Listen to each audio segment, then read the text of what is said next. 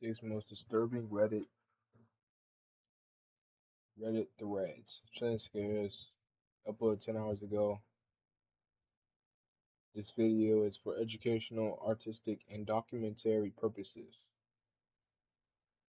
Uh, yeah. Thank y'all so much for watching this. Me reacting to this.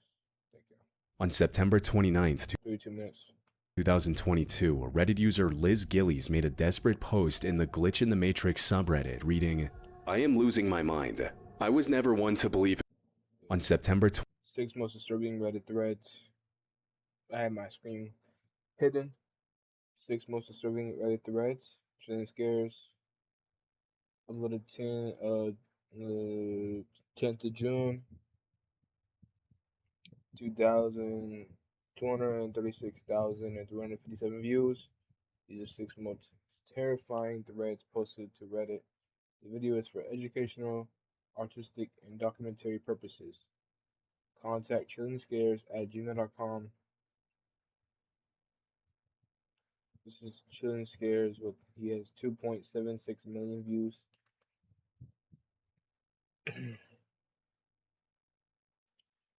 Shout out to him for this video. I'm not gonna get paid or nothing on his content. I'm not trying to steal it.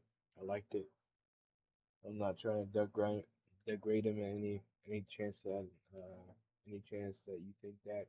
Nah, it's just reaction. Yeah. Chilling scares. Let's get into it. On September 20. It's currently 11:32 p.m. at night. It's June 10th. This was recorded on June 10th. This was uploaded on June 10th. I don't know when this is uploaded, but I do know that this was uploaded today. But I don't know when this was recorded. I don't know. 29th. Every other video that I watched. 2022. On September 29th, 2022, Reddit user Liz Gillies made a desperate post in the Glitch in the Matrix subreddit reading, "I am losing my mind. I was never one to believe in the paranormal or whatever, but I have no idea what is going on with me right now, and I'm genuinely considering seeking professional help.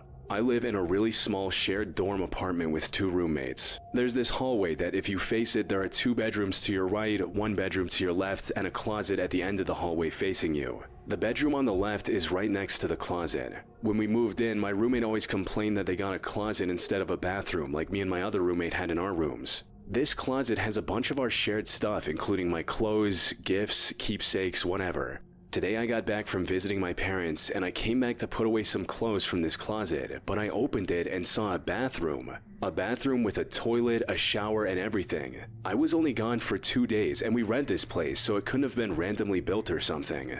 I told my roommates, but they said it was always a bathroom and they had no idea what I was talking about. I can't find any of the stuff that was in that closet anymore, even though I had a ton of memorable keepsakes in that closet. What is going on? I spent all day just sulking in my room feeling miserable. I am not crazy, but that bathroom was a closet just 3 days ago. I feel like I'm losing my mind. I'm genuinely considering seeing a psychologist right now." Now, as far as Glitch in the Matrix stories go, this is exactly the kind of story the subreddit is filled with, where one person has a strange experience where it felt like reality briefly malfunctioned.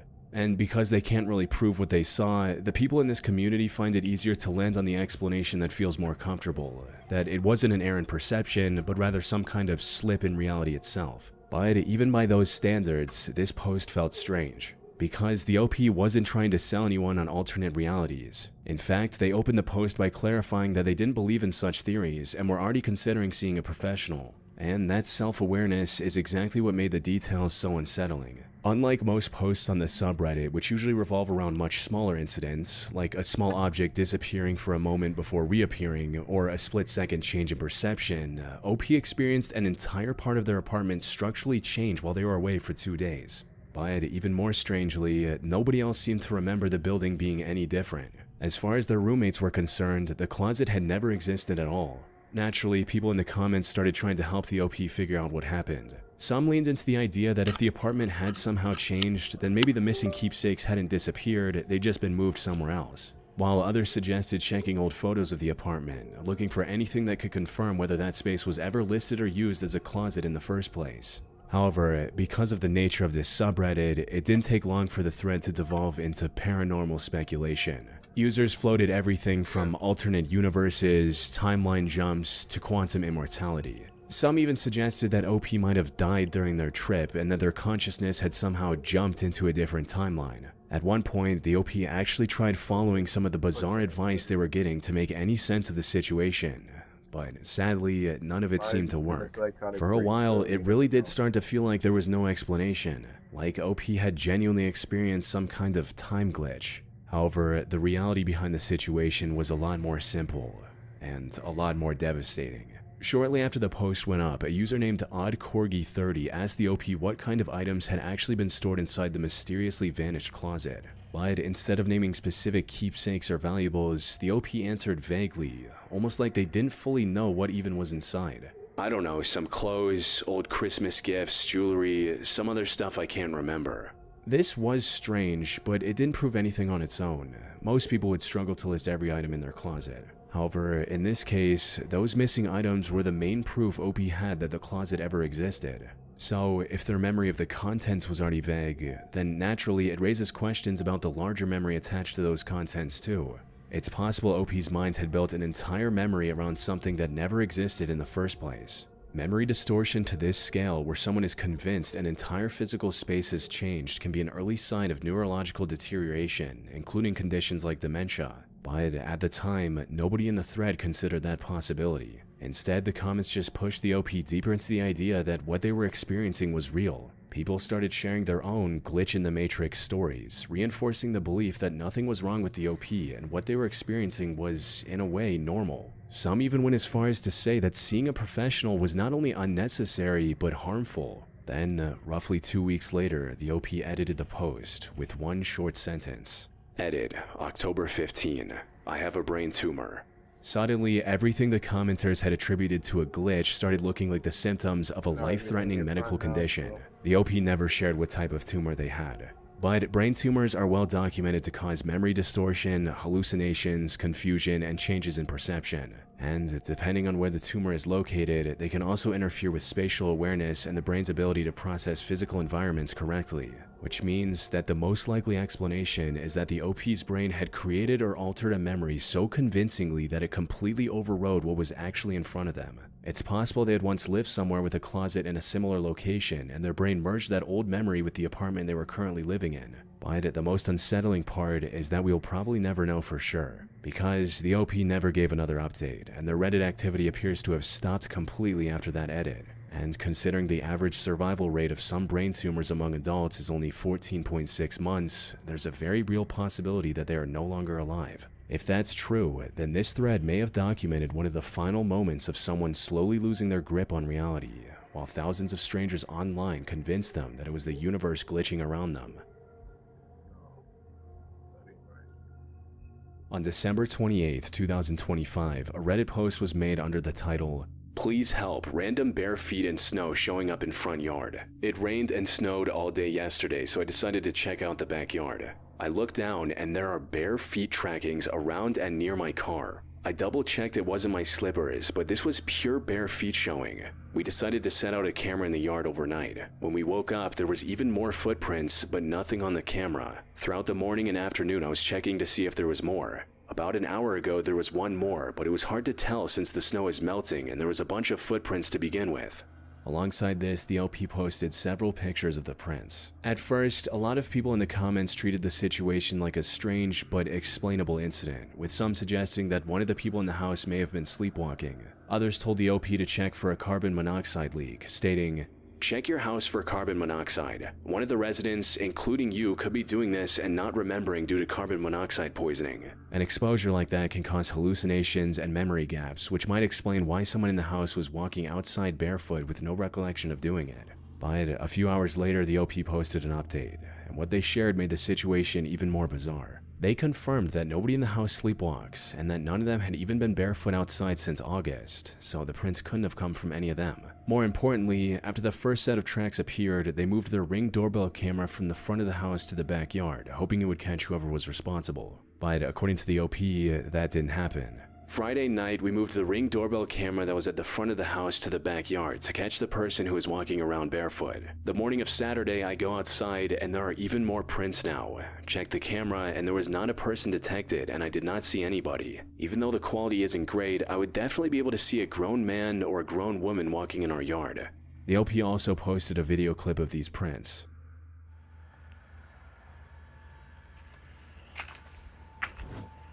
That might be actually paranormal, bro. And the more they described the prints, the stranger the whole situation became. These weren't normal tracks from someone walking across a yard. The spacing was unusual and inconsistent, without the steady rhythm you'd expect from a person moving through the snow. Some of the prints were clustered near the car, while others were facing the house, close to the windows, as if someone had been standing there looking in. But none of them seemed to lead anywhere in and out of the property. Now, because this was posted to a paranormal subreddit, a large part of the discussion went exactly where you'd expect. People brought up spirits, skinwalkers, and mythical creatures. The OP, though, to their credit, didn't seem fully committed to the paranormal explanation. They admitted that they only turned to r/paranormal encounters after the camera failed to capture anybody moving through the yard, which may not have been the mystery they thought it was. But the subreddit's framing steered them away from the most realistic explanation. As the top comment under the first post suggested, "Someone is scouting your house. Time to invest in security cameras and lights." And another commenter who claimed to be a reformed burglar explained why the person decided to do it barefoot. "As a reformed bad guy, they're casing your place or probably a peeping Tom. I would take my shoes off when in and put them back on when out." The thing is, shoe soles leave identifiable treads that can be matched in an investigation. But bare feet, or feet covered only by socks, are far harder to trace back to anyone. So the fact that the person was barefoot may not have been random, but an intentional choice. And because the OP never mentioned contacting the police, whoever was outside realized they could keep coming back without attracting much attention. But one user presented another possibility that was a lot more terrifying. Google Hinterkaifeck. For those unfamiliar, the Hinterkaifeck murders are one of the most notorious unsolved cases in German history. In 1922, a farmer in Bavaria discovered fresh footprints in the snow leading to his farmstead, but none leading away. Days later, all 6 members of the household were found dead. Investigators later determined that the killer had been hiding inside the home, possibly for days before the attack. Even though the relevance of this example to OP's situation is limited, the possibility alone is enough to make the footprints feel much more dangerous. But the connections likely aren't true. For starters, the Hinterkaifeck footprints led toward the home and stopped, because the killer had gone inside and never left. The OP's prints told a different story entirely. There was no trail leading in or out, and nothing inside the home had been disturbed. More importantly, the Hinterkaifeck murders happened within days of the farmers first noticing the footprints. OP's situation had been repeating over multiple nights with no escalation, so the case doesn't actually share much beyond the snow. Now, as for the camera capturing nothing, that part is far easier to explain than the OP seemed to think. Looking into the Ring doorbell camera the OP was using, you find that it doesn't record continuously. It only begins recording after its motion sensor is triggered, and there's a well-documented delay between detection and the actual start of the footage. Numerous Ring users have reported their cameras consistently missing people approaching and only capturing them walking away, if at all. On top of that, the motion sensor can shut down for up to 30 minutes between detections. So when you factor in snow, cold weather, possible weak Wi-Fi, and a doorbell camera that had just been moved from its normal position to the backyard, it starts to make sense why the intruder was never caught on camera, which is probably also why the footprints suddenly stopped by the 3rd day. And weeks later, when it snowed again, OP confirmed that no new prints appeared. So whoever it was had been watching closely enough to notice a new camera in the yard and decided the house was no longer worth the risk. We will likely never know what exactly their intentions were. On August 2nd, 2014, Reddit user Stev Goldhound made a chilling post that immediately caught the platform's attention. Seriously creepy. A picture of a man with an axe on a decommissioned military frigate being broken up for scrap. Must read. The post linked to an Imgur gallery where the person told the full story and shared the image. As I've said in previous posts, I work at sea. Last month, we came into dry dock to carry out refit and repairs. Dry dock is when a ship is brought into a lock, the gates closed, and all the water pumped out, leaving the ship high and dry on the blocks, thus allowing repairs/inspections, etc. of the underside of the hull. Next to us was an old military frigate being broken down for scrap. She had arrived about 2 weeks prior to us. Once the frigate was on the blocks and dry, all the crew left and the old girl to her fate. A sad sight, but that's how these things go. Once all the sensitive stuff had been removed, the dock workers were free to go on. The dock foreman, John, went on board first with a camera to take pictures of work areas. He took a couple of hundred all in all. This was one of them. The image showed a narrow corridor inside the ship, but right near the edge of that flash and barely visible in the shadows, there was a figure peeking from the corner, and in his hand he appeared to be holding an axe. OP went on to explain how John had been moving through the ship. He later sent all of the pics to his boss, who upon seeing this one, called John straight away asking, "Who is the guy with the axe at the edge of the camera flash?" John had no idea. He never saw anyone. The area where this picture was taken was in a cross alleyway deep inside the ship. He was going around with a torch and a camera. When he'd go to take a picture, he would turn off the torch, snap the shot, turn the torch back on, and be on his way. This means when John took this photo, he was standing completely blind in the middle of a decommissioned warship with nothing but the split-second flash of his camera between him and whoever was in that doorway. The OP also mentioned that because the vessel was military, a police search was called immediately. A search was carried out, but no one was found. There was one way on and off the ship, and that was by a gangway covered by CCTV. You couldn't jump over the side as it was a 25-meter drop onto concrete. No one was seen to leave the ship after John had taken this.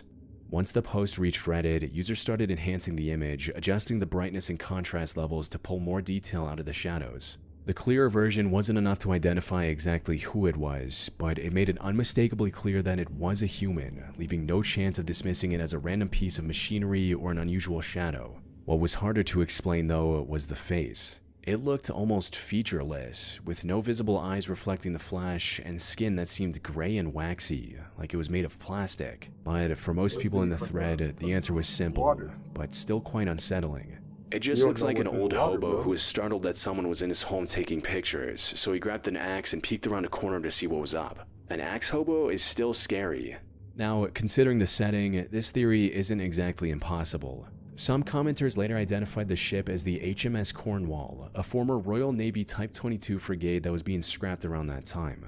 These ships are massive, and by the time they're being dismantled, they're full of stripped rooms, dark passageways, and partially open compartments, which is exactly the kind of place a homeless person could wander into. A user who claimed to have served on a submarine backed this theory up, saying naval vessels are full of hidden gaps and tight sections large enough to crawl through or move across without being detected. So, the fact that police didn't find anyone after searching the vessel may simply mean that whoever was in there either slipped out before the search started or knew the ship better than the people looking for him.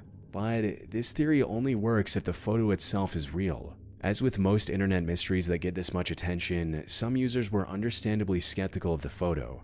They pointed out that the figure could have easily been a friend in a mask, photoshopped, or even a CPR dummy propped up in the corridor. But there are still a few details that make the story hard to dismiss completely. For starters, according to the OP, John was an old-school steelworker who used a Nokia 3210 as his personal phone. Not exactly the type of person who would Photoshop images for internet attention. And secondly, one user ran the photo through a forensic analysis tool and they didn't find any obvious signs of digital editing. Of course, that still doesn't rule out the simpler possibility that the scene was staged in front of the camera, which leaves only two realistic explanations. Either someone in the dockyard created an extremely convincing hoax, or John unknowingly photographed a real person hiding inside the abandoned warship. If that second theory is true, and the man with the axe was close enough to be caught by the flash, it also means he could have been close enough to reach John before he could run to safety. And in a pitch-black corridor, John would have had no idea someone was moving toward him until it was already too late. On April 18, 2019, Reddit user Wooden Head made a post with the title, "Someone on Facebook thrift page found this chilling message in some old drawers." Attached were two images of a drawer that had apparently been bought from a thrift store. The first one showed a message written inside the drawer, "The truth is under," and the second image showed the underside of that same drawer, where another message read, "The body lies at," followed by a set of GPS coordinates. Now, the first reaction most people had was that this was some kind of joke. Just someone writing a disturbing message on an old piece of furniture to scare whoever eventually found it years later. In fact, multiple people in the comments admitted doing the same when they were younger. "I did that once as a kid. I wrote, 'Don't look for the body under the apple tree in the backyard. You'll find more than you bargained for.' I used to do dumb things like this as a kid, hoping people would find it later. So, under normal circumstances, a post like this probably would have been dismissed within minutes as another creepy internet hoax. But when people started plugging the coordinates into Google Maps, instead of leading to some random empty field or suburban backyard, the location felt way too specific to ignore. The coordinates pointed directly into the Avon Park Air Force Range, which is a massive military training ground in central Florida that spans more than 100,000 acres. At first, a few Florida users talked about going there to see what was actually at the location, but those plans fell apart immediately after a user who owned property just north of the pinned spot recognized the area and warned everyone to stay away. I own recreational property just north of that location.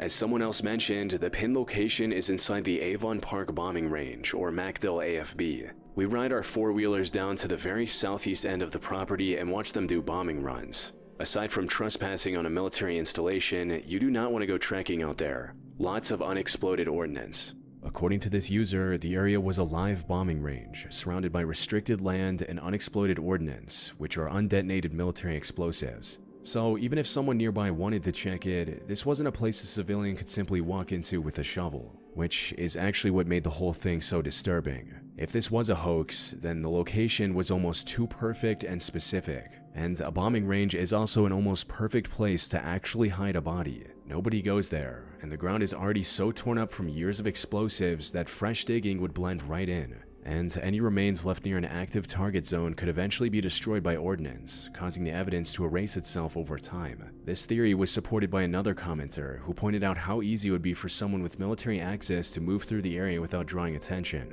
If the killer worked there, they would have access, and it's not like the gate guards would be searching their car. There would be some camera evidence, but when you've been there for some time, you know your way around and where the blind spots are. Besides, the specific location is in a remote part that's probably rarely driven past, if at all. Even with all these possibilities floating around, nothing was more unsettling than the coordinates themselves. They weren't just rough directions to a vague area. They were written out specifically to 6 decimal points. According to GIS standard, this narrows a location down to roughly 0.11 meters, which is precise enough to mark the exact position of a single human grave. So, while the hoax theory still sounds the most reasonable, it's also strange to imagine someone going that far just to scare a stranger buying old furniture. Eventually, the post gained enough traction that people began contacting law enforcement. According to an update shared by the OP, a friend of theirs contacted the Polk County Sheriff's Office, only to find out the homicide detective had already been alerted by someone else earlier that same day. But a second update revealed that the situation became complicated almost immediately because the coordinates landed on military property. Since the location sat near the boundary between Polk County and Highlands County, there was confusion over which department actually had jurisdiction over the area. However, even without that dispute, neither department could simply drive out there and start digging. The area was part of an active Air Force bombing range, so they needed military authorization before anyone could safely enter the site. The OP ended the update by saying they would return with more information once investigators looked into it. But that update never came, and the last activity under that thread dates back to over 6 years ago. Searching through local reporting and public records from both Polk and Highlands County doesn't bring up any evidence that a search was ever officially carried out at the coordinates. And with no concrete evidence of any criminal activity, the more likely possibility is still that someone simply wrote the message in the drawer as a joke and was designed well enough to drag both the internet and the police into the same mystery. But until someone physically goes to the location and checks firsthand, we will never know for sure. On July 20th, 2021, Reddit user ProlapseThis posted to the investigative subreddit RBI, which read, "Police didn't investigate and it's been bothering me. At around 8:30, 8:45, I arrived home from a quick trip to town to grab a beer. As I got out of my car, I could hear something. I thought for a moment that I'd left the TV on and was hearing it from outside. But as I walked to the front of my car and pressed the lock button on my remote, I realized that what I was hearing was screaming. I listened for a second, thinking it was somebody screwing around. But then the woman's voice screamed, 'No, stop, you're hurting me, you're killing me,' and an adult male voice yelling something I couldn't make out. There was a dog barking from the same direction, as well as a repeated thudding noise. I immediately dialed 911 and told the police. They could even hear the screaming in the background. They said they'd send an officer to drive by, but an hour passed and none came. I watched for them on my security cameras. The screaming was coming from directly where the camera is pointed, but more than 50 feet away across a narrow field. There is a small shack that has a couple of cars, usually parked at the road just on the other side of the field. It is bothering me a lot, since I'm 41 years old and have never heard anything so disturbing in real life. The OP also attached a Dropbox link containing 2 clips from his security cameras. One of them shows him standing outside while on the phone with 911, and in the background, a scream can clearly be heard. Out at Rocky Fork Lake. I'm not real sure the address. I'm at my home. The second clip came from a backyard camera pointed toward the narrow field and the small shack beyond it. And although a lot of the audio is buried beneath the outdoor AC unit, it captures how the screaming went on for several minutes without stopping.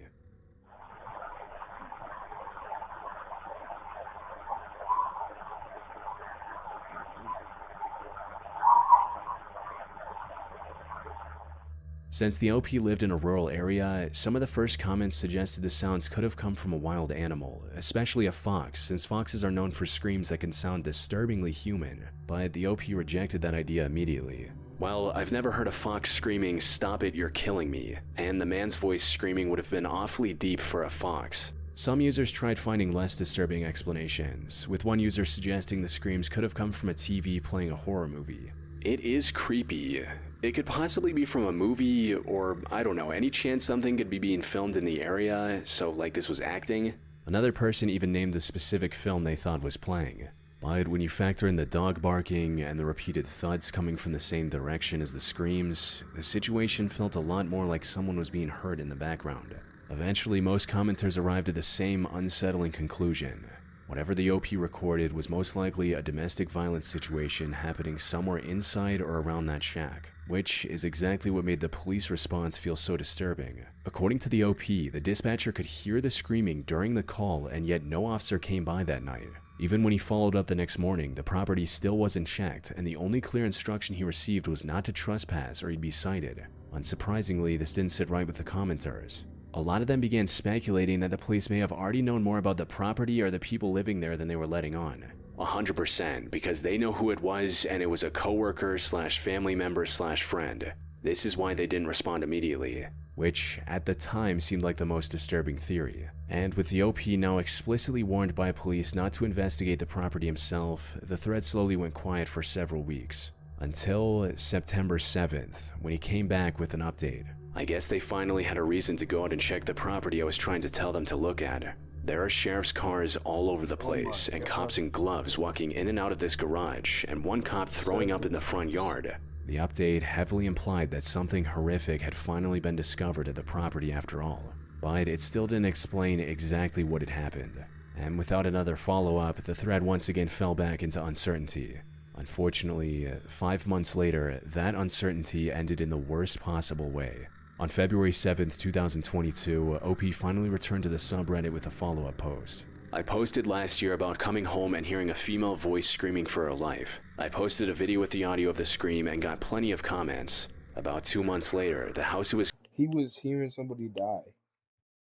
He ain't never gonna forget this moment. He ain't gonna forget that moment in his life. He was hearing somebody get tortured. He ain't gonna forget that. There's no way, bro.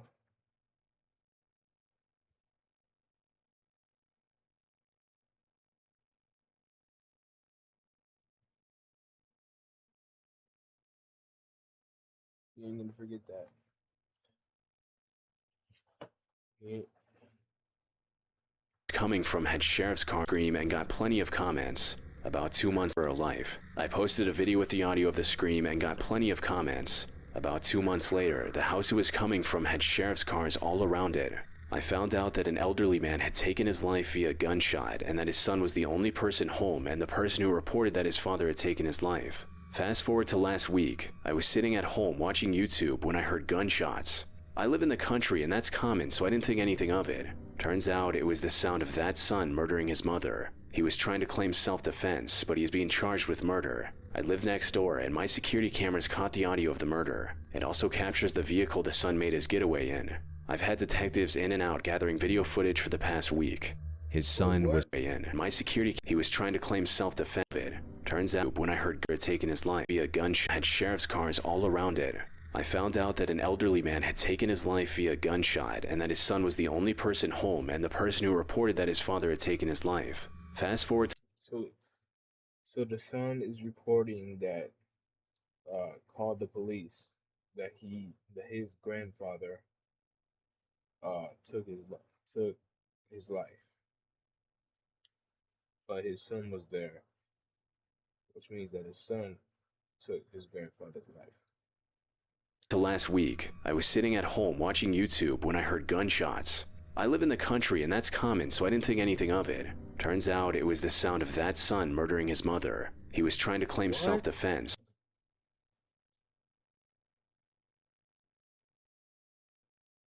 So it changed. The story changed with the son killing his mother instead of it being instead of the victim being elderly, it's the mother.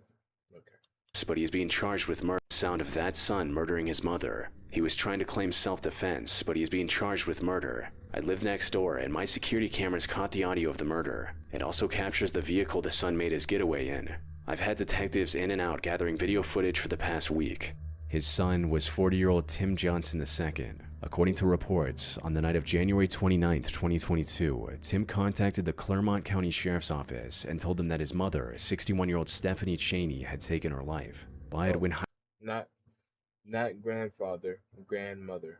Okay. Highland County deputy told that his mother, 61-year-old Stephanie Cheney, Elderly. I was assuming the grandmother was his mother. Okay. I mean, the guy Timothy the second looks like a old man now.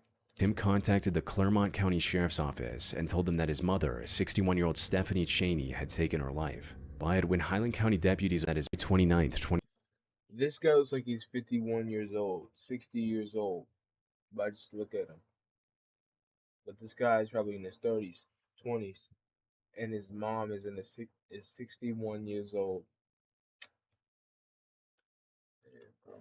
40-year-old Tim Johnson II. According to reports, on the night of January 29, 2022, Tim contacted the Clermont County Sheriff's Office and told them that his mother, 61-year-old Stephanie Cheney, had taken her life. But when Highland County deputies arrived, the evidence at the scene didn't support that story. There were multiple bullet holes in the front of the house that appeared to have been fired from inside, with shell casings near Stephanie's body and a loaded firearm magazine sitting next to the coffee table in the living room. So, when investigators questioned Tim under pressure, he confessed to murdering his mother, claiming he did it because he felt threatened by her for always carrying a pistol in her purse. Tim was arrested and later sentenced to 15 years to life. But knowing all of this now places the original Reddit post in a much darker light. The woman screaming, "You're hurting me, you're killing me," that night in July 2021 was almost certainly Stephanie Cheney, and the man whose voice the OP couldn't quite make out was most likely her own son. Which means that recording may have captured only a small piece of a much larger and troubling pattern of violence inside that home, one that would eventually leave both parents dead within 6 months of each other. And when you factor in that Tim later tried to stage his mother's murder as self-inflicted, it becomes harder to ignore the possibility surrounding his father's death months earlier, which had also been ruled as self-inflicted at the time. Even OP himself pointed this out in his follow-up update. This is a family annihilator. They are now looking at him for the murder of his father as well. But the most tragic part is how preventable all of this looks in hindsight. If local police had taken OP's reports seriously and responded properly, lives may have been saved. Police can be the idiots. On May 25th, 2021, this image was posted by Anxious Face. You gotta take, bro. When you're a police officer, you gotta take every single emergency, every single,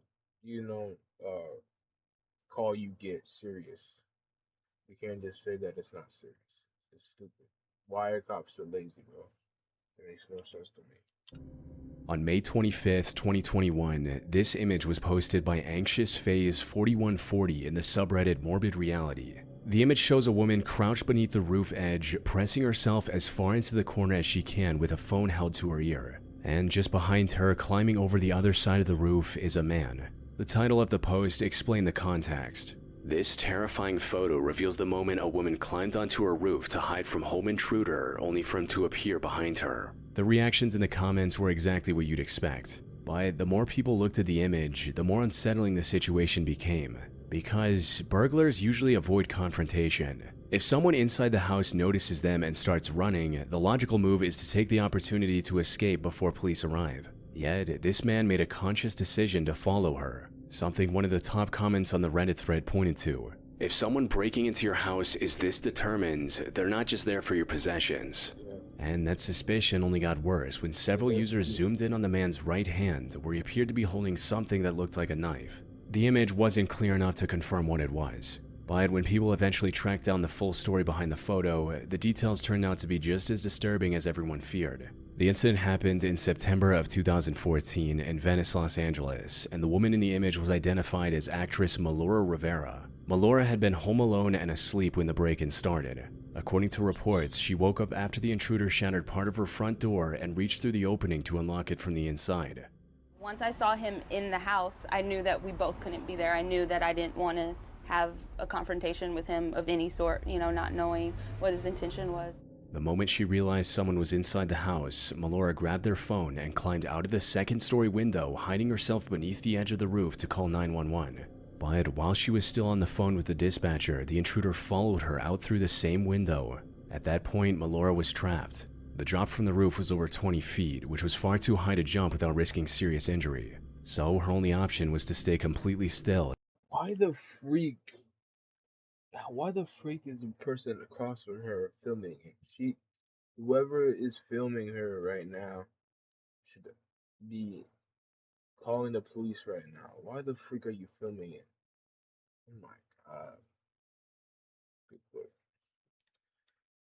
This is W LARPing. And hoped that the intruder wouldn't come around with serious injury. So her only option was to stay completely still and hope that the intruder wouldn't come around to her side before the police arrived. Fortunately, officers arrived within 2 minutes and were eventually able to talk the man into surrendering on the roof, while firefighters brought Melora down safely using a ladder. The intruder was identified as 29-year-old Christian Hicks, and the people who knew the neighborhood immediately recognized him as looks like a kidnapper. Not because of but because he just looks like a burglar. He just looks like somebody that would do this kind of thing.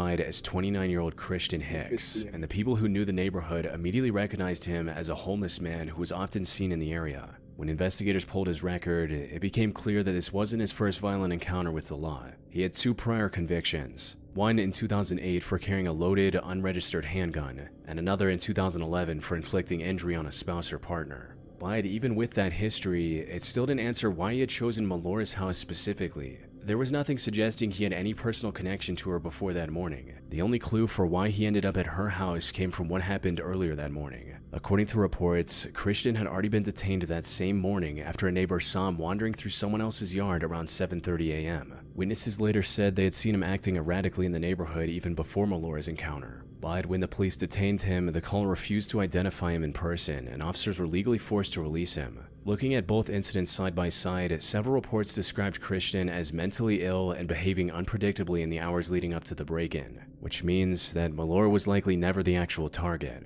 By the time Christian reached her house, he was already drifting through the neighborhood in a paranoid and unstable state without any clear destination or reason. Melora may have simply been the unlucky person whose home he entered once that spiral reached its worst point. And once he got inside, whatever state he was in pushed him to keep following her even after she climbed onto the roof trying to escape.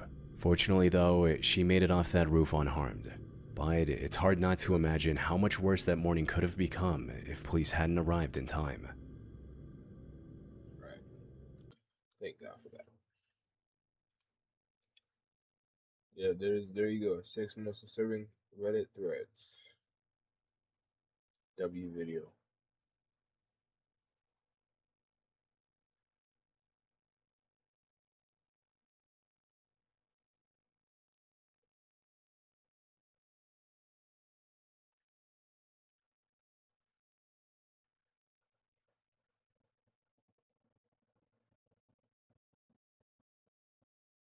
At first glance, it looks like a normal doorbell camera recording, but within seconds, something happens.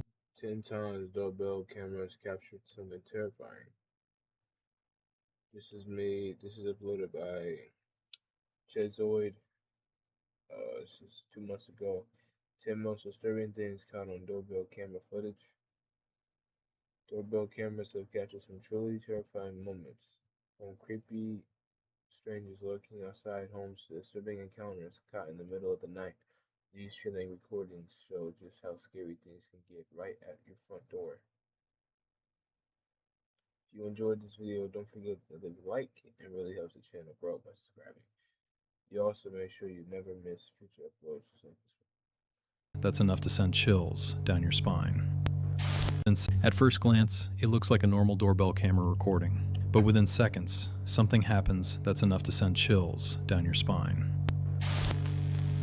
A Reddit user named Emma reposted a deeply unsettling clip from a Ring home security camera that had already been circulating online and was originally uploaded to YouTube. The identity of the homeowner and the exact location remain unknown, but the footage itself is enough to make anyone rethink their home security. The video shows what appears to be a shared hallway inside an apartment building, captured by a Ring doorbell camera. Suddenly, a person walks into frame. What immediately raises alarm is that the individual appears to be holding a knife. Instead of approaching a single apartment, the person begins moving methodically from door to door, bending down and checking underneath each doormat. Many viewers believe he's searching for spare keys hidden under the mats, likely hoping to find an easy way into someone's home. The man's appearance sparked a heated debate in the comments. Some people think he looks disoriented or possibly under the influence of drugs, while others argue that his behavior seems deliberate rather than random. If there's one takeaway from this video, it's simple. Always lock your doors and never leave a spare key where someone might think to look. Almost every night, a sleepwalking neighbor shows up in the backyard and starts doing genuinely disturbing things. A woman named Mandy, who lives in western Massachusetts, began sharing dozens of unsettling videos on TikTok, all captured by security cameras around her home. In each clip, the same pattern repeats. The neighbor lives nearby, yet for some reason, she regularly walks over to Mandy's house late at night and wanders around the property, behaving in a strange and unsettling way.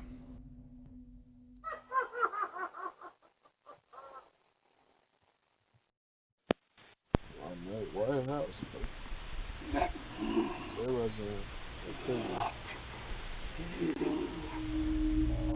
It was later revealed that the woman suffers from a severe form of sleepwalking, and for reasons no one can explain, she seems drawn specifically to Mandy's yard. In the footage, she can be heard making disturbing noises, growling, hiding as if someone is after her, approaching the front door, and whispering in an eerie voice, asking to be let inside.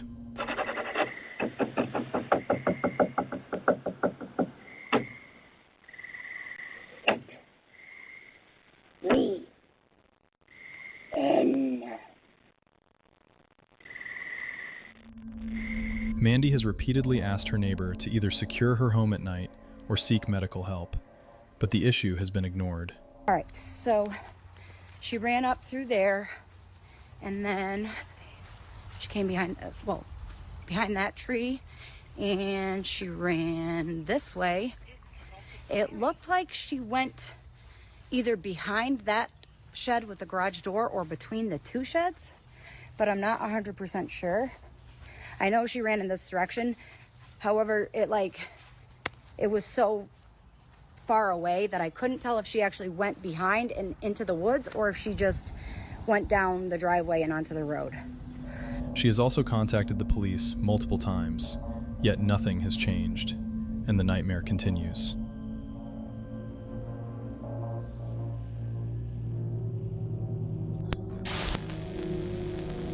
On November 22, 2019, at around 8 p.m., a doorbell camera at a home in the Harriet Creek Ranch neighborhood in Texas captured a young girl approaching the front door. She was holding a flashlight and looked extremely frightened. The girl kept glancing over her shoulder as if checking whether someone might be following her. Help, please! Unfortunately for her, the house she approached was empty. The homeowners were away on vacation, so there was no one there to answer the door. This seemed to make her even more panicked as she continued begging for help.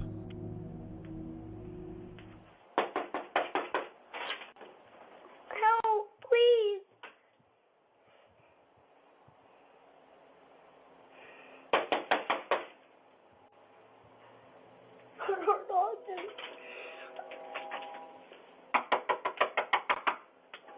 Please help.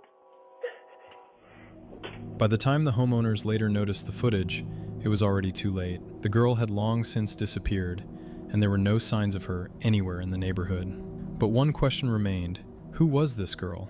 And why did she come to their door that night in such a terrified state? The homeowners didn't recognize her, and she didn't look like any of the neighborhood kids either. They contacted the police and uploaded the footage online, hoping someone might recognize her.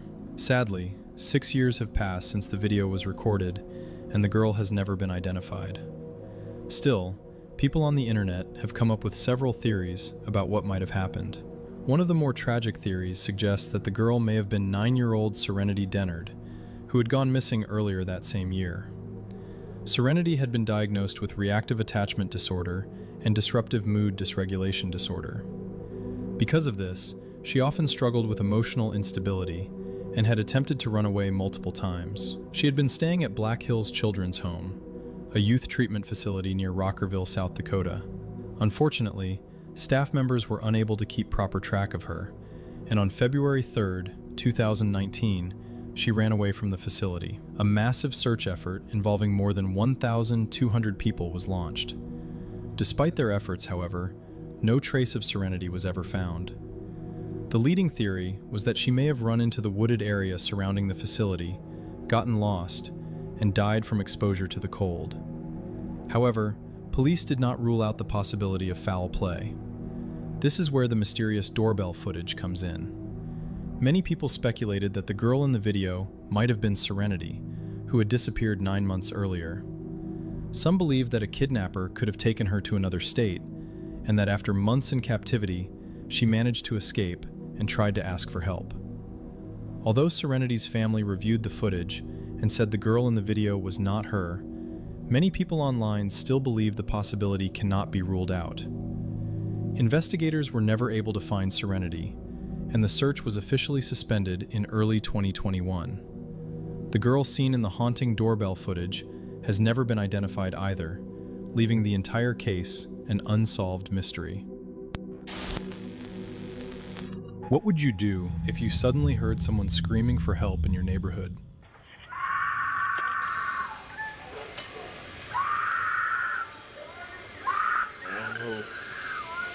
This disturbing incident was captured by a doorbell camera in the Lamert Park neighborhood of Los Angeles in 2019. In the footage, a car can be seen driving past the house, while the sound of a woman desperately crying out for help can be heard coming from inside the vehicle. After reports of a possible abduction, the doorbell footage prompted authorities to begin investigating the incident. Police later stated that when officers first arrived at the scene, they found no clear evidence of a kidnapping. However, the disturbing footage seems to suggest otherwise. The woman can be heard crying and repeatedly begging for help for more than 30 seconds.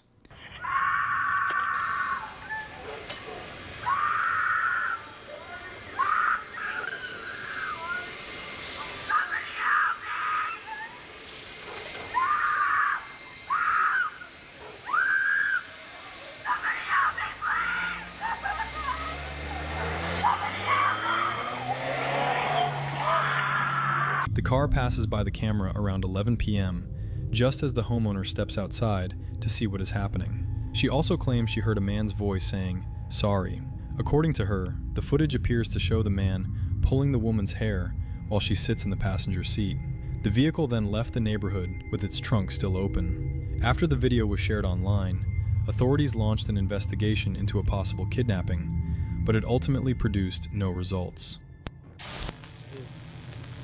Have you ever seen a video where you can't quite tell what's going on, yet somehow it still feels deeply unsettling? That's exactly the case with this clip, which began circulating online without any context. It appears to be security footage from a camera mounted on the porch of a home. An unknown person, dressed as a clown, walks up the porch steps carrying a sack wrapped in red fabric. It looks like he's trying to send some kind of message to the homeowner, or maybe just scare them, by leaving the sack at the door and knocking. But the real question remains, what's actually inside the bag? The clown then starts wandering around the porch in a seemingly random way, peering through the windows and the front door. The video that spread online cuts off shortly after, leaving viewers disturbed and wondering what happened next. Later, it was discovered that the video had been uploaded to the YouTube channel Billy the Fridge, under the title Creepy Killer Clown Sighting. Most likely, it was simply a prank played on neighbors or friends, which means that whatever people imagined was inside the sack was probably nothing more than a prop. This disturbing video shocked viewers after a homeowner's doorbell camera captured a tense late-night encounter. In the footage, recorded at an undisclosed location, a man can be seen approaching the house carrying what appear to be a sword, an axe, and a hammer. His behavior suggests he's searching for something, which led one viewer to speculate that he might have been looking for a hidden spare key.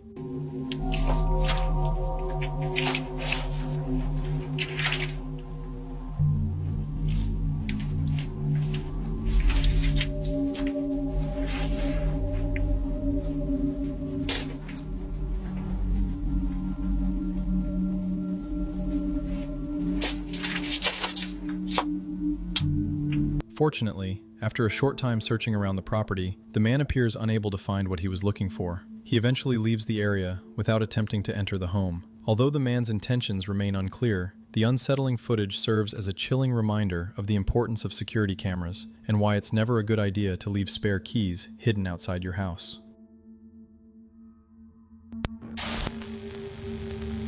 This creepy and unusual clip was posted on the TikTok account Anton Rakis, where it quickly racked up a huge number of views. Even after the creator confronted the strange man and asked why he was following him, the man continued trailing behind him. Why are you following me? I'm not following you. When the creator eventually got off the train, the man lost sight of him, allowing him to return safely to his apartment. However, the following day the mysterious individual appeared again. This time, he was already inside the building. Shocked and frightened, the creator quickly rushed back to his apartment and locked the door. But before he could even process what was happening, a sudden, aggressive knock came from the other side. Feeling that the situation was becoming dangerous, the man called the police. Please, open the door. What's wrong with this guy, bro? Please. I really started to be scared. He stayed quiet at my door for at least 20 minutes. I don't know if he's still here. I just called the cops. They should be here in 10 minutes. Open the door.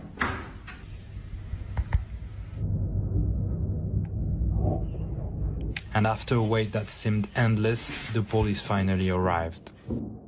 Hello, sir.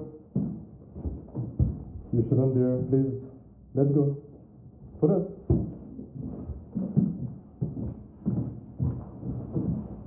Let's go. And after 48 hours, I received a call. Yes, hello, Mr. Racker. Yeah, hello? So we proceed to arrest the individual who followed you to your home, but he has no criminal record and he has committed no offense. So I wanted to inform you that he has been released. Shortly afterward, officers arrived and escorted the stranger out of the building. A few days later, the creator received a call from the police informing him that the strange stalker had no criminal record and that technically, no crime had been committed. Because of that, the man was released. The next video tells the story of a man named Jeff Richards, who has been documenting a disturbing situation involving his neighbor for several years. Since 2017, Jeff has been collecting video evidence of an unwelcome neighbor sneaking around his home at night and engaging in increasingly strange behavior. On September 30th, 2017, Jeff uploaded a video to his YouTube channel titled Creepy Neighbor Caught on Security Camera. It was the first in a long-running series, with the final video posted in 2021. At first glance, many of the clips seem fairly uneventful. Just a man walking around at night, not doing anything particularly threatening. He stays on his side of the fence, and his appearances are brief. Sometimes he appears to be looking for something, And while this typically happens between 2 and 4 a.m., it doesn't seem too alarming at first. But the more you watch, the more suspicious his behavior becomes. He frequently peers over Jeff's fence, seemingly interested in his property, though it's unclear what exactly he's looking for. In some videos, the man is seen carrying a rifle, reportedly for hunting birds, but viewers understandably found this unsettling. Things take a truly disturbing turn when the neighbor begins interacting with Jeff's security camera. At first, he just stares directly at it with a creepy smile. Then, he starts shining a flashlight into the lens, almost as if to say, "I see you." Eventually, he escalates to making rude gestures at the camera.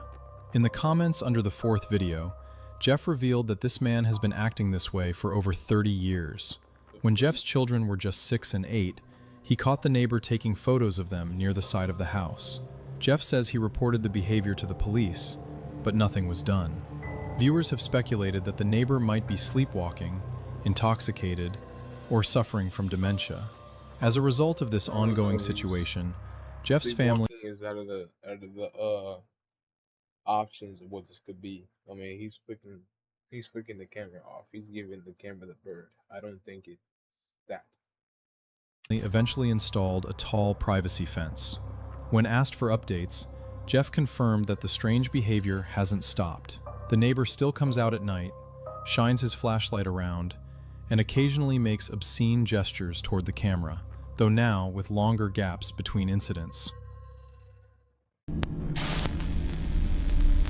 On the night before Thanksgiving in 2020, Joey Archer, his wife Beth, and their young daughters were fast asleep in their home in Rainier, Washington. Around 6:30 a.m., they were suddenly jolted awake by the sound of their doorbell ringing frantically.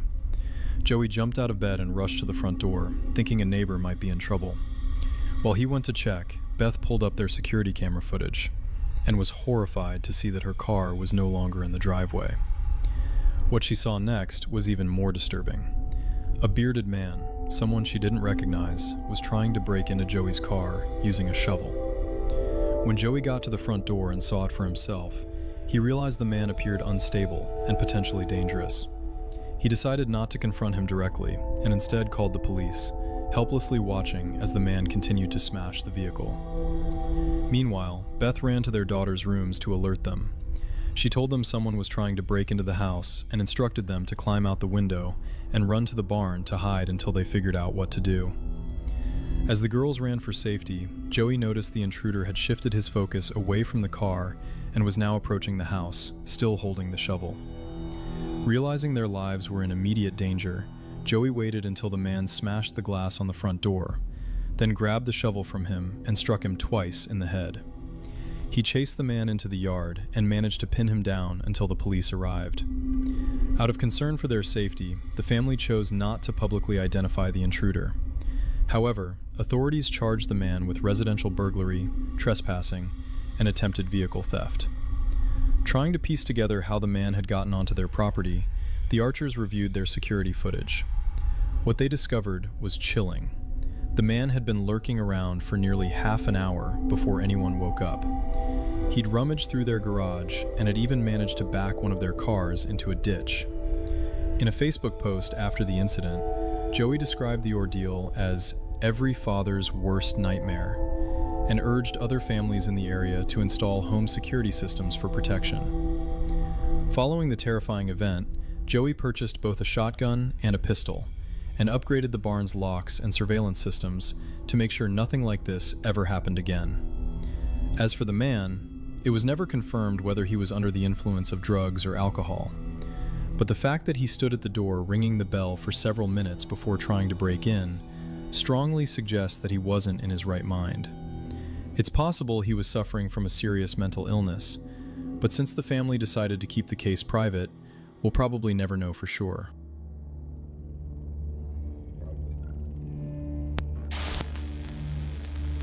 This disturbing Ring doorbell camera clip surfaced online after a frightening late-night incident in Florida. The footage was posted on X by the account Clown World and quickly began circulating as viewers tried to understand what exactly the camera had captured in the early hours of the morning.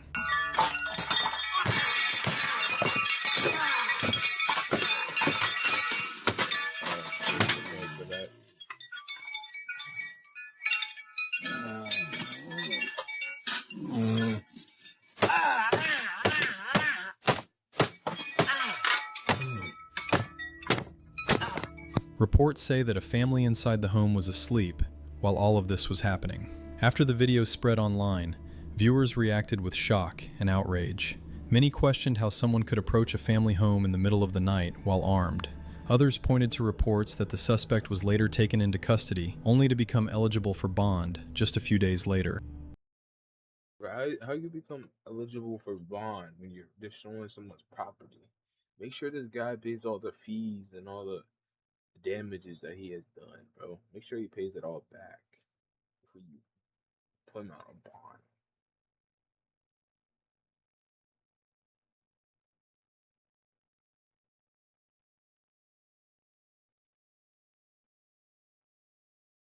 Come on, dude. When psycho killers attack urban explorers. These are 5 disturbing urban exploration moments caught on camera. Osarji, Jared, Jared D. Coker, Coke Your Becks, Noah Nowhere, Exploring with Josh, Find Your Shippers. Hello? I feel like I'm being followed. Oh, yeah. This stuff's not real.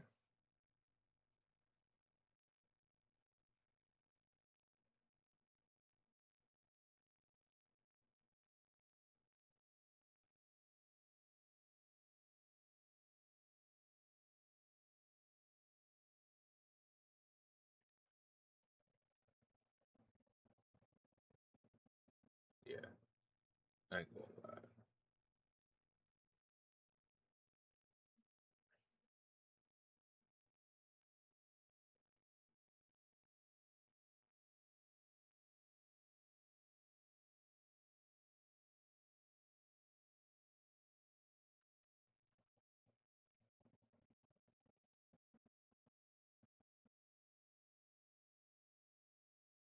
Murderers record their kills. Describe killers record victims' eyewitness report murder. Shocking footage reveals chilling moments. In this intense and gripping video, we uncover the terrifying moments leading up to the senseless crime. Killer record victims' eyewitness report murder. Before murder, showing unsettling footage that will leave you speechless. This chilling video explores the disturbing behavior of the perpetrators and their disturbing premeditation, capturing the final hours of a life cut short in a shocking turn of events. As we dive deep into this real crime documentary, you'll witness the eerie, cold-blooded planning of the murder and be devastated and the devastating consequences of the art of violence. True crime fans will be captivated by this investigation and the shocking details of the killer's actions were caught on camera before they went through with their deadly plan. What led to the brutal act? How did these cold-blooded killers carry out such a calculated murder? The answers lie in the hours before the crime, revealing the horrifying mindset of those involved. This video will give you a front row seat to the shocking reality of modern day true crime cases, where technology plays a key role in uncovering the truth. Disclaimer: the content presented in this video is for informational and entertainment purposes only, and is based on our best research and understanding of crimes and legal proceedings. However, we are not legal professionals, and the information provided should not be considered as legal advice or factual evidence. Viewers are encouraged to conduct their own research and consult with legal professionals for accurate and personalized information. The content may discuss sensitive topics, and viewer discretion is advised. The opinions expressed in this video are those of content creator and do not necessarily reflect the views of any affiliated individuals or organizations. True crime, crime drinking, cold case, serial killer, murder mystery, forensics, missing persons, crime documentary, cold case files, true crime So this video features various clips sourced from across the internet, which we have meticulously edited, narrated, and analyzed to provide educational value and deeper understanding of the content. Our approach includes adding commentary, creating timelines, and contextualizing the material to offer new insights, making this content straight and transformative. By doing so, we comply with YouTubers' policies and ensure that our content is original and adherent to community guidelines. Let's get into it. Catching killers. 1,667.5.8 million views. Hey, look, it's Cassie. Hey, look, hello, Cassie. I'm getting you on tape, okay? Say hi, please. This is Cassie Jo Stoddard, and in just a couple of hours, her friends behind the camera who were just filming her are going to kill her. And we're going over today to Nixon's house. We're gonna go snoop around over there and try to see if she's home alone or not. If she's home alone, splat!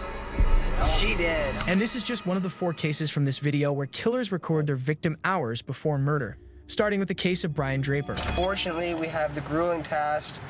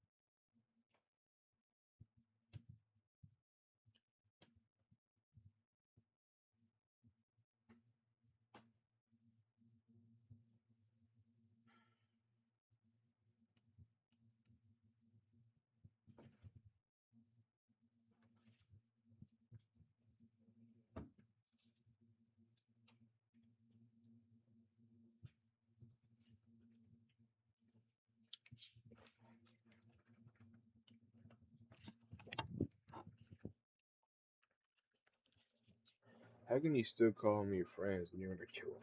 That makes no sense. Of killing our 2 friends. I was wondering, bro. If you call these people your friends, then I wonder what you do to your enemies. I really do. And they are right in that house just down the street. Ryan Lee Draper and his best friend, Tori Michael Adamczyk, were both 16-year-old juniors at Pocatello High School. The duo was obsessed with horror movies and murder, so much so that they would only wear black to honor the Columbine school shooter. The two developed a close friendship where they would foster their dark and violent tendencies. But on the outside, no one knew what the two were really like. Ryan was popular in his high school and was even a part of his high school soccer team. He had many friends, one of whom was 16-year-old Cassie Jo Stoddard, a well-rounded and trustworthy girl and an aspiring attorney who would unfortunately fall victim to Brian Brian's evil obsessions. Brian secretly had a crush on Cassie and was just about to ask her out. When Cassie and Matt started dating, it hit Brian like a punch to the gut. To him, it was just another confirmation of what he already feared, that he was a loser. Did you have a crush on her a little bit? I did, and I was about to ask her out, but then Matt did. I always thought that they were bad being a couple, you know, because he likes to smoke weed, and I don't, and Cassie hates it too, and Cassie's against doing drugs, and I'm against doing drugs, and Cassie's against doing, you know, like drinking alcohol and stuff, and I am too. Right. And I met her before Matt, and I was gonna ask her out and stuff, and then he just moves on, and he ends up with her. Yeah. So. But that's cool because they're happy together. I mean, did he tell you about having sex with her? I remember. Did he brag about that? I remember I went to the bathroom when I was at their house, and there was a condom wrapper in the toilet, and then I asked him about it, and he said that I had sex with her, you know, before we came. Did he talk dirty about her? Or? No. So to make you a little bit uncomfortable when you guys watched the movie with it kissing and stuff like that, it was like, do I have to do that in front of me? I guess it's kind of like that, yeah. Okay. So what about Tori? Did Tori have a crush on her too? I mean, you guys kind of both like her a little bit? No. Okay. No, he was more friends with her than... Okay. Ever since Cassie and Matt started dating, Brian and Tori became fixated on harming either one of them. And once the two found out that she would be home alone on September 22nd, they thought that it was the perfect time to strike and decided to record the whole thing. We're here in his car. The time is 9:50, September 22nd, 2006. Unfortunately, we have the grueling task of killing our two friends, and they are right in that house just down the street. We just talked to them. We were there for an hour. But we checked out the whole house. We know there's lots of doors. There's lots of places to hide. I unlocked the back doors, so it's all locked. Now we just gotta wait, and yeah. We're going for a high death count. We're not going not to get caught, Ryan. If we're going for guns, we're just going to end it. We're just going to grab the guns and get out of there, kill everybody and leave. We're going to make history. We're going to make history. For all you FBI agents watching this, you weren't quick enough. We weren't quick enough, and you weren't smart enough. And we're going over today to Nixon's house. We're gonna go snoop around over there and try to see if she's home alone or not. And if she's home alone, splat! She did. Don't put your humor into this, Brian. I'm not putting humor into it. We're gonna go to the church over there, and we're gonna call a girl and a guy named... She did. Don't put your humor into this, Brian. I'm not putting humor into it. We're gonna go to the church over there, and we're gonna call a girl and a guy named Cassie and Matt. They're our friends, but we have to make sacrifices, so... I feel tonight it is the night, and I feel really weird, inside my stomach and stuff, and I feel like I want to kill somebody. Throughout the whole vlog, the two kept joking about the crime they were about to commit and even tried to justify it by saying things like, murder is only wrong because it is illegal and socially unacceptable. From the haunted footage alone, it seems like they had no regard for human life and thought of themselves as better than everyone else. They even went as far as to brag about the crime to the supposed FBI agents watching. As the recording continues, we get even more insight into the so-called justifications of two soon-to-be killers. I feel we need to break away from normal life. How bright is this light? Because, let's put it this way. Parents, along with their parents, and so on, taught them about God, Jesus, the whole bullshit line. I'm sure you guys believe in God as well. I realized when I was in 7th grade,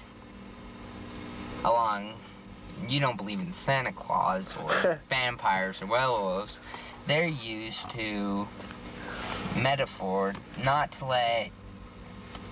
They teach their kids back in the 1800s, I learned this in English class, about telling their kids that you can't go outside or a vampire will get you, just to make their kids stay and do what they want to do.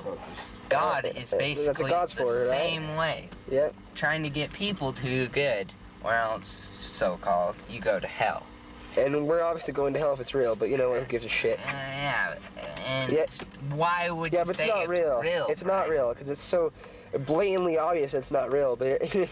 People believe it because their parents teach them, and so it's so hard for them to let go of it because they've been taught their whole life. They're also taught that things like killing people and other thing is wrong. The only thing that it's wrong about is because it's breaking the law, and the law is only wrong. The law... Natural selection, dude. Natural selection, that's all I gotta say. There should be no law against killing people. I know it's a wrong thing, but... Hell, you restrict somebody from it, they're gonna want it more. Exactly. Goodbye, camera. The two had been planning the murder for a long time and knew that Cassie would be home alone at her aunt's house as she was housekeeping for them. They drove down to her place and waited for her aunt and uncle-in-law to leave. Once the two were positive she was home alone, they donned clothing inspired by Ghostface, went inside, and began stabbing Cassie. They stabbed her several times in the chest, arms, and abdomen before running away and recording this. Just killed Cassie. We just left her house. This is not a fucking joke. I stabbed her in the throat, and I saw her lifeless body just disappear. Dude, I just killed Cassie. An abdomen before running away and recording this. Just killed Cassie. We just left her house. This is not a fucking joke. I stabbed her in the throat, and I saw her lifeless body just disappear.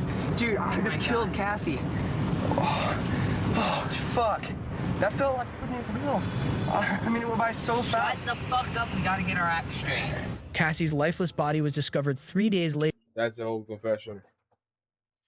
The FBI agents watching not the FBI, but the detectives watching that are definitely gonna be deeply disturbed. No regret was heard in the voices when they were bragging about killing, or when they said that it was fulfilling, or whatever they were talking about before they did the deed, as they so call it. Your friends. When her aunt... Fuck up, we gotta get our act straight.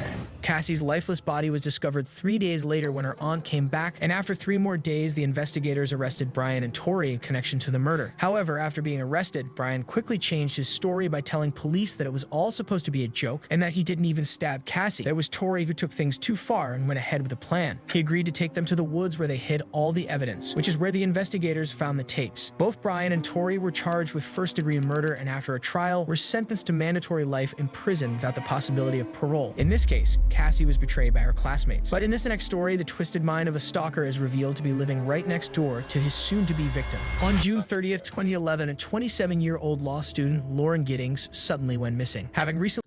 This case, bro, I watched this case a whole bunch of times. I watched it. I watched the criminal guy, the psychological analysis on the guy that killed this girl, man. And let's say it's something. The guy just sits there in the interrogation room and just says a few words the whole entire time. Just the same as that, repetitive. The repetitive, and it's like I don't know. Like he acts like a robot, bro. I don't know. But this guy just says no, no, yes, yes. It's the only words he knows to say. 30th, 2011, a 27-year-old law student, Lauren Giddings, suddenly went missing. Having recently graduated from Mercer Law School, Lauren was about to take the bar exam and was on track to fulfilling her dream of becoming a defense attorney. Unfortunately for her, while she was on track for making a successful career for herself, she was also being stalked by a predator.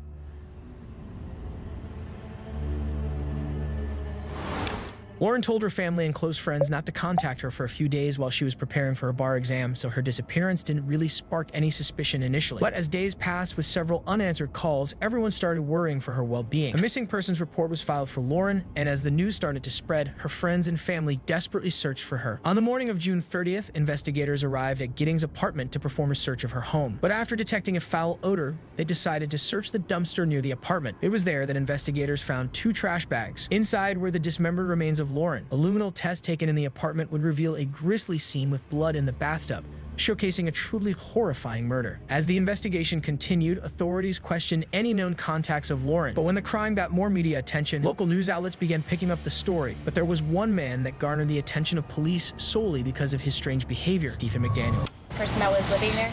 Yeah, Lauren was my neighbor. We're just trying to find... He's communicative.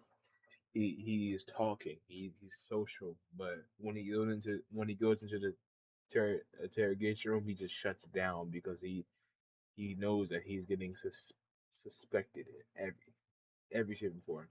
But I'm just saying, the interrogation, the detective was really bad.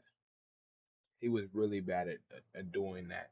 His session with who I don't know his name, but yeah, it's just bad. out where she is at this point. Living there? Yeah, Lauren was my neighbor.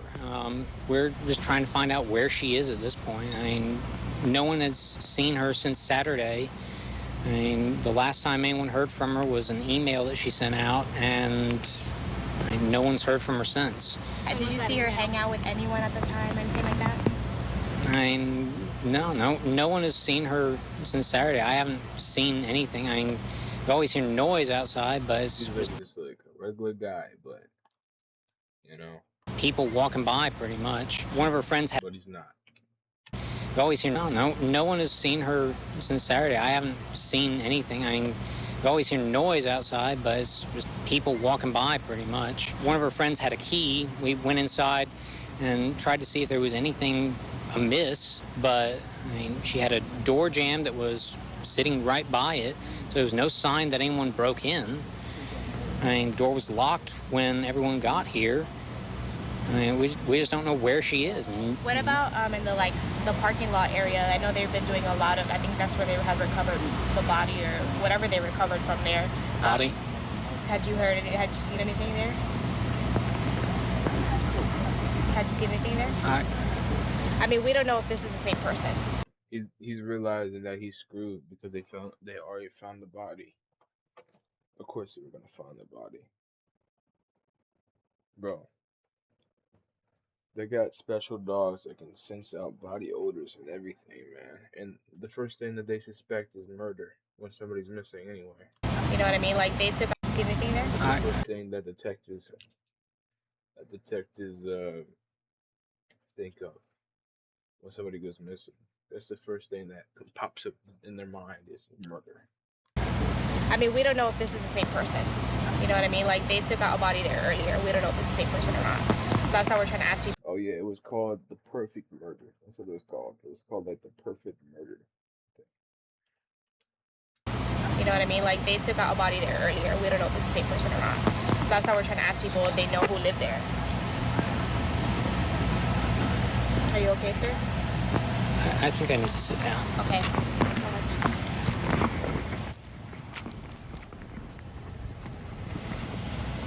A sudden change in his demeanor could mean two things. He was either in shock for such a strange discovery, or he was hiding something far more sinister. But one thing is for certain, it was this video that led detectives to consider taking a closer look into Stephen, making him their prime suspect. He was soon brought into the interrogation room for an interview. However, throughout the whole interrogation, Stephen... Look, he doesn't move one muscle. He acts like a robot the whole entire time. He just says a few words the whole entire time. Like, he just is the same as that thing. I don't know. Yes. No. He just acts like a whole entire robot. It's weird. How can you do this for 3 hours straight, or how long it was? Suspect. He was soon brought into the detective. He wasn't making things any better, bro. He was yelling at him. He was not in control of the interrogation. This guy was manipulating like crazy. He was rage baiting him. Interrogation room for an interview. However, throughout the whole and when you're a detective, you don't want to be rage baited. interrogation, Stephen stayed eerily. He was soon brought into the interrogation room for an interview. However, throughout the whole interrogation, Stephen stayed eerily still and totally silent, even though he was pretty keen to talk to the media before. All right. I just gotta ask you a few more questions. Okay. You came down earlier tonight, me and you talked, all right. You don't have any weapons on you, do you? No. That's just you are. What's wrong? You know Detective Patterson, right? Yes. Do you remember, put your hands up here, you remember us talking earlier tonight, right? Yes. You remember me earlier in the day? Yes. When we came down here and talked a little bit and then we left? Yes. Okay. I need to know about this girl right here. You know her? Yes. Who is that? Lauren Giddings. Does she live next door to you? Yes.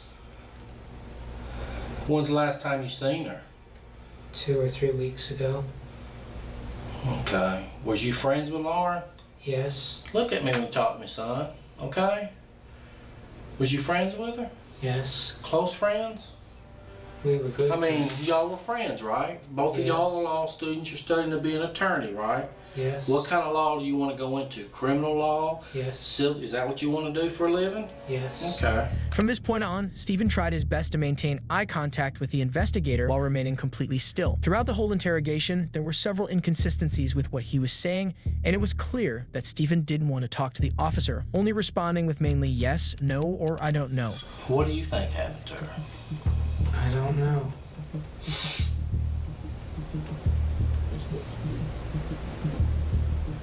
Do you even care that no one can find her? Yes. Scratch what I said about the detective. The detective is actually trying to do his best in this situation. I mean, what else he supposed to do? This guy just saying, I don't know. Okay.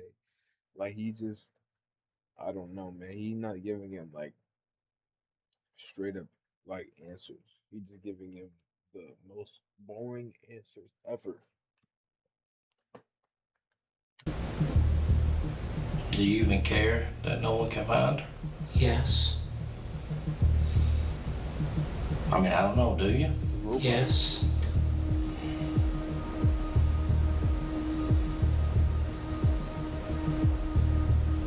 Do you have a girlfriend? No. Did you think Lauren was your girlfriend? No. While this interrogation was ongoing, the detectives turned his apartment upside down. Inside, they found that he somehow had a master key to get into any room in the complex, and a pair of underwear proved to be Lauren's. But that was only the tip of the iceberg when it comes to the horrifying discoveries made inside his apartment.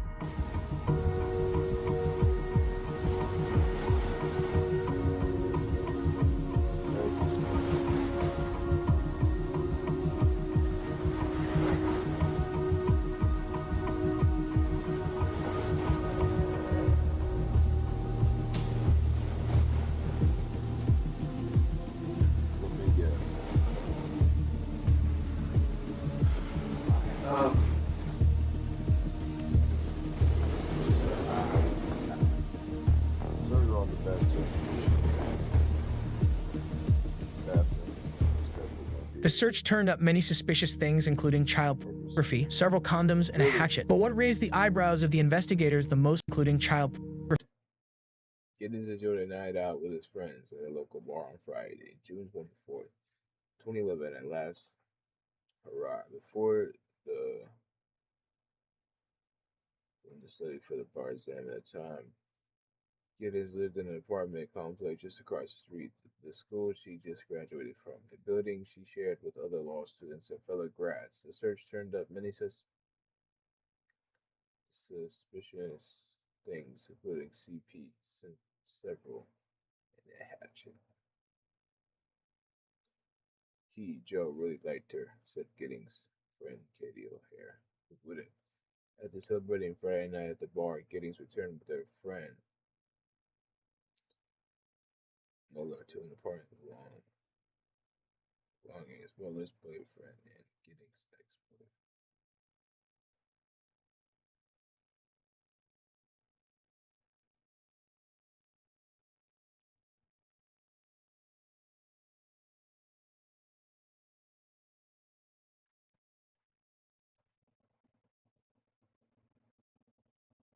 several condoms, and a hatchet. But what raised the eyebrows of the investigators the most was Stephen's search history, where they found that he'd been stalking Lauren's social media and watching violent pornography. The more the officers searched through his apartment, the more they realized that Stephen had been obsessed with Lauren for a long time. But the thing that sealed Stephen's fate were Lauren's video clips that he had recorded secretly.